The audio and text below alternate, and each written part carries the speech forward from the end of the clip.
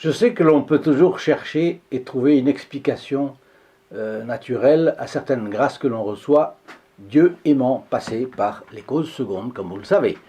Mais aujourd'hui, je vais vous raconter un fioretti fort pittoresque où, si un sceptique peut trouver une explication rationnelle, qui serait tout de même bien alambiquée, la foi dans toute sa simplicité, c'est reconnaître dans l'imbrication des faits entre eux une belle et grande grâce de Dieu par l'intermédiaire du Padre Pio. Aujourd'hui, ne doutez pas, le Padre Pio écoute toujours la prière de ses enfants. Chers amis fidèles du Padre Pio, bonjour, mon nom est Jean Goyard et vous assistez au programme Sur les pas du Padre Pio.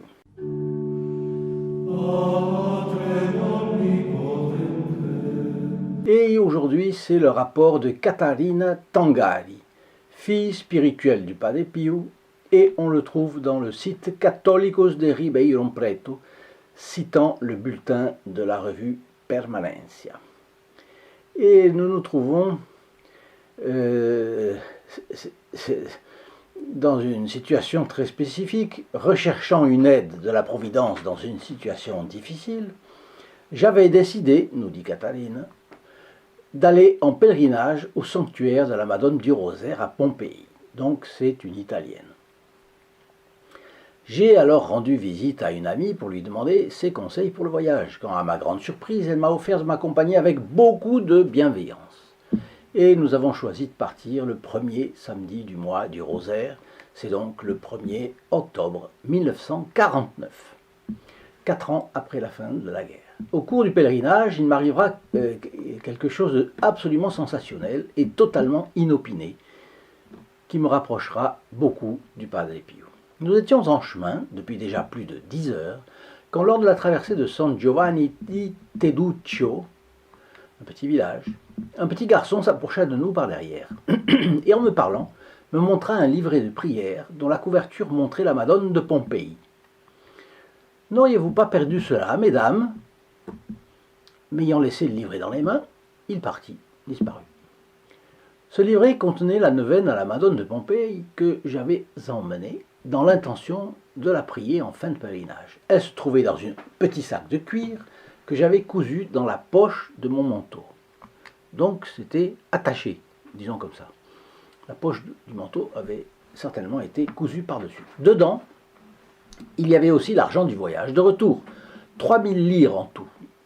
Grosso modo, 3000 lires de 1949, ça fait 60 € d'aujourd'hui. Il y avait aussi un avoir de 16 000 lires dans un magasin. Ça équivalait à 300 € d'aujourd'hui. Donc une somme à cette époque.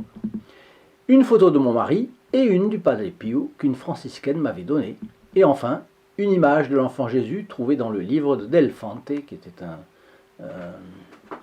fils spirituel du Padre Pio, sur laquelle il y avait ces mots « béni par les mains stigmatisées du Padre Pio ». Vous imaginez donc cette main qui est témoignage matériel d'une grâce extraordinaire du bon Dieu sur le corps du Padre Pio. Eh bien, cette main stigmatisée avait béni cette image. Je cherchais le petit sac de cuir dans la poche de mon manteau. Il était bien là, mais ouvert. Les photographies et l'avoir manquaient, alors que les 3000 lires pour le voyage de retour étaient là. Donc 60 €, si ça avait été un voleur, il aurait pris les 60 €, il aurait laissé le reste. À laisser quelque chose, il aurait laissé le reste. Donc ce n'était pas un voleur qui avait pris. C'est là que, pour la première fois, je me tournai vers le Padre Pio et lui adressai une prière. Et je la lui répétais plusieurs fois dans mon cœur. Padre Pio, faites que je retrouve tout ça à la maison. Au fond, elle était fort triste d'avoir perdu ces images qui étaient toute son affection. J'étais sûr d'avoir oublié ces choses à la maison et que je pourrais remettre la main dessus à mon retour. Pendant le voyage de retour, les objets perdus furent encore un peu le sujet de nos conversations, mais nous n'y avons pas accordé grande importance. Rentré chez moi, je les ai cherchés, partout en vain, ces objets. Et je me disais que la seule chose que je pouvais encore essayer, c'était de revenir au magasin qui m'avait donné l'avoir de 16 000 lires. J'ai décidé d'y aller ce matin-là. Mais j'étais en train de me préparer pour sortir quand quelqu'un a frappé à la porte. Ah, ça, c'est un autre élément intéressant, c'est une coïncidence. Au moment où elle sort, quelqu'un va arriver. J'ai ouvert la porte et j'ai vu 3 femmes et un enfant, un garçon, qui voulaient me parler. Et j'ai tout de suite reconnu le petit garçon qui m'avait rendu le livre de ma neuvaine perdu sur la route dans le petit village en question. Comment avez-vous réussi à me retrouver, mesdames, leur ai-je demandé. C'est le moine. Ce moine-là, m'a répondu l'une d'elles avec vivacité, posant la photo de Padre Pio sur la table. Donc, elle a prié le Padre Pio, et la dame vient avec l'image du Padre Pio.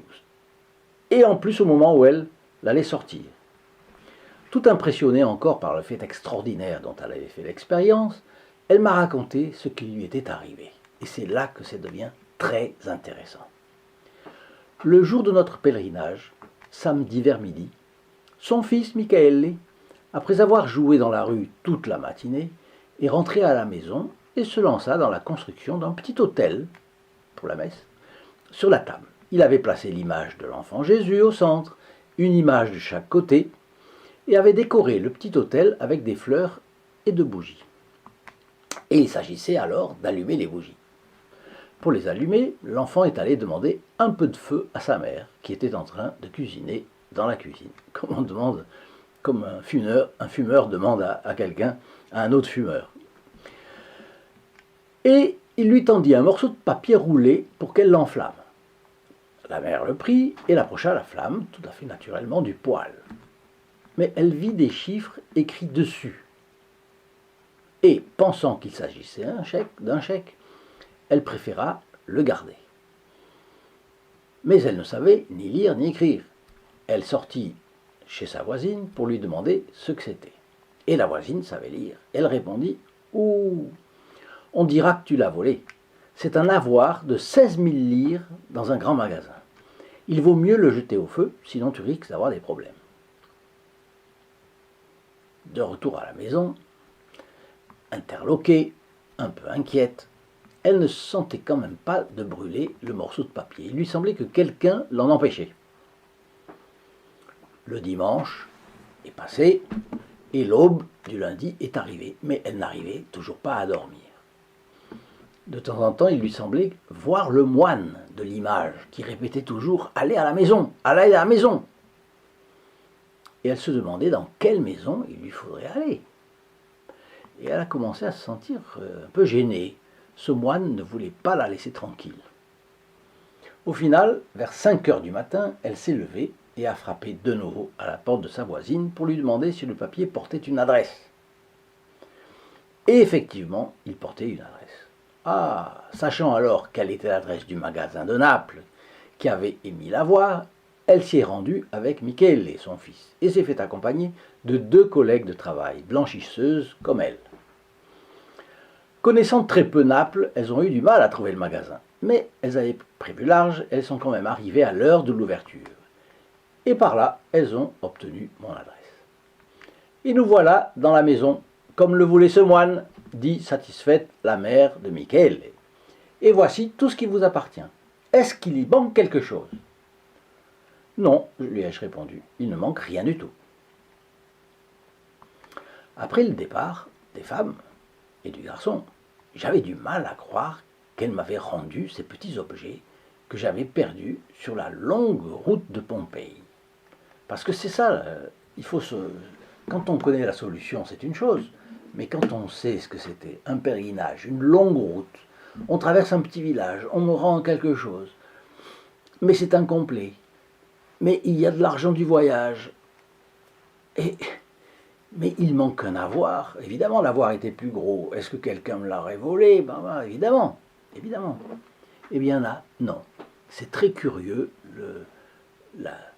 On arrive à la retrouver. Bien sûr, naturellement parlant, on pouvait très bien la retrouver à cause de l'adresse, oui, sans doute. Mais les coïncidences sont quand même très, très, très fortes. La prière qui, humainement, m'avait semblé absurde, voilà. Il y a des gens qui me disent « Oh non, non, non, mais moi je ne dérange pas le Padre Pio, il a tellement à faire.